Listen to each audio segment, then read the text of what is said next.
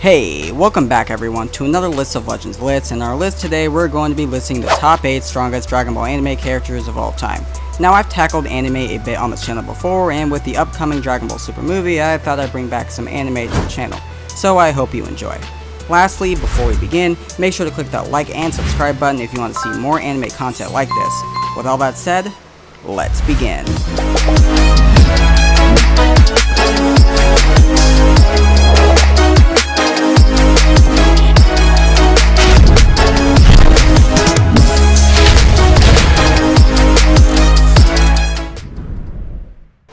Now, just to clarify a few things for the list, of course I'm going to be excluding the Angels and Gods of Destruction, since they will obviously and undoubtedly stomp anyone else in their path, arguably except the 3 main Saiyans on this list.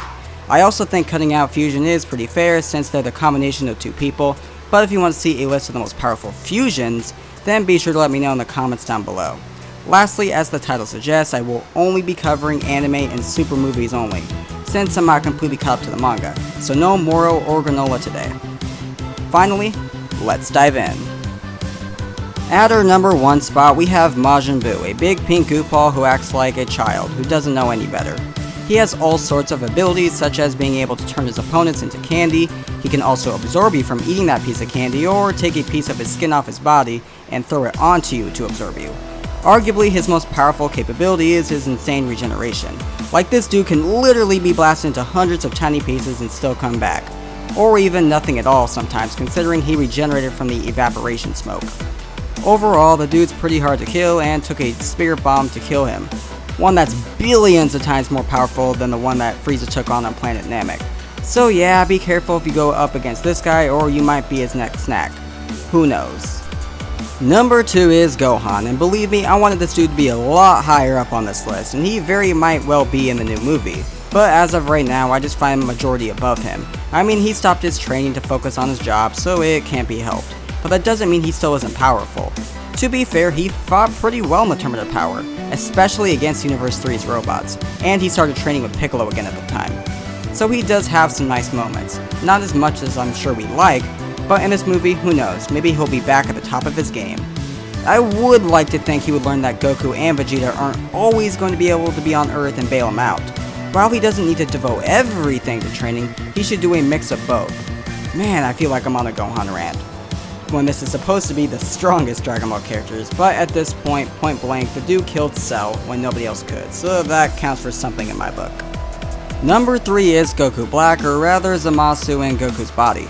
Basically what Captain Ginyu did, except he wished for stealing his body, and actually was able to master it. So Goku Black was essentially just an evil Goku who wiped out Trunks' entire future. And was able to curb stomp Super Saiyan Blue Goku and Vegeta so many times that they kept retreating back and forth between timelines. He also managed to make Goku's powers his own, thus creating his own version of Super Saiyan, the legendary Super Saiyan Rose.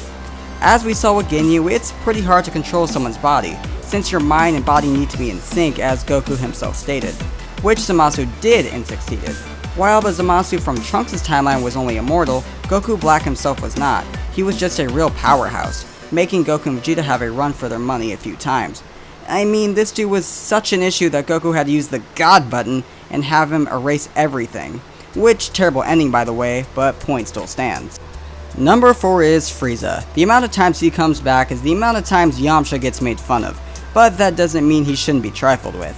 In Dragon Ball Z, he was touted as the ultimate foe, so much so King Kai was like, "Don't you go to Namek, Goku, I'm telling you, he's the real thing, don't do it." Now granted, he did lose to Super Saiyan Goku, but still his whole arc was that he was the real threat. And when he came down to Earth, he did get cut down by Trunks, but that's besides the point.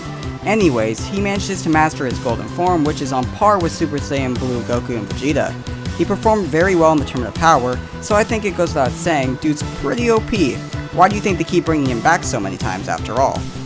Number 5, I chose Vegeta, and this of course is before his latest transformation in the manga.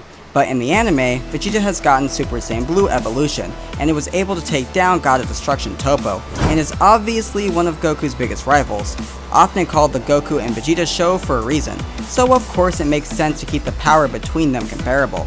Vegeta was only one of the first to really test out Goku's strength and showed him that there's more training to be done, and while he hasn't killed a major villain yet, I think we can safely say Prince Vegeta deserves a spot on this list.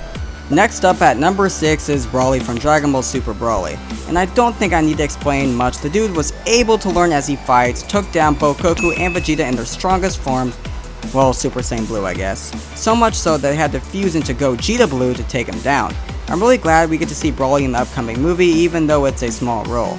But still, Goku even makes the infamous comment that he thinks he is stronger than Lord Beerus. So much so even though Broly doesn't quite know how to control his power yet, but when he goes berserk, you better get out of his way. Now this next one is going to be very controversial, but I'm putting Jiren in number 7. I really don't want to get into a whole Broly vs Jiren debate right now, but based on the feats, the fact is Jiren should be stronger than Broly, since the statements say Jiren is beyond the God of Destruction while Broly is at the level of God of Destruction Beerus.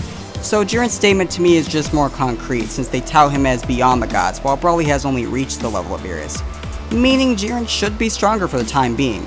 We also don't know if Jiren has been training at all during this time, so Broly might master his power and give Jiren a run for his money. Anyways, back to Jiren. The man was able to surpass time itself by breaking out of Hit's time skip, eliminating Maji Kaio by the flexing of his muscles, taking down Super Saiyan Blue Kaioken Goku with a spear bomb like it was nothing. Fighting on par with mastered UI Goku, I just don't think there's more to say. The dude's literally just a brick wall that Goku has to overcome, and the feats managed he did in the Tournament of Power were just beyond the gods, so no wonder he was claimed the title as the strongest mortal, who even a God of Destruction can't defeat. So yeah, Jiren is clearly a big beast. That's all I have to say. Now, before getting into our great number 8 spot, which I'm sure you already know obviously who it is, I think I should give a couple honorable mentions, like Toppo and Android 17. I really wanted to include them on this list, but with only 8 spots, what are you going to do? And I don't think it would have been very nice to take Gohan out of this list, so you're welcome, Gohan fans. But definitely an honorable mention to those two, 17 the real MVP of the Tournament of Power, and God Toppo for sure. Now time for our great number 8 spot, the legend himself, Son Goku. The main character who lives to battle and gets stronger and stronger while he doesn't win every fight. There's a reason why everyone says we need to hold off until Goku gets here. He trains and trains and dude was able to master Ultra Instinct in such a short amount of time when literally the gods of destruction say it's difficult for them to achieve. And this mortal man Goku just comes in and masters it in 48 minutes. Now granted, at the time of the anime right now he can't do it at will, but still the fact he was able to do it at all is a pretty big deal. As time goes on and Dragon Ball keeps coming, it's going to be more and more difficult to give Goku a challenge, since he's just pretty much an angel tier at this point. Alright guys, I think that concludes our top 8 strongest Dragon Ball anime characters on our list. Let me know what list you'd like to see next. With all that said, I look forward to seeing you with our next list.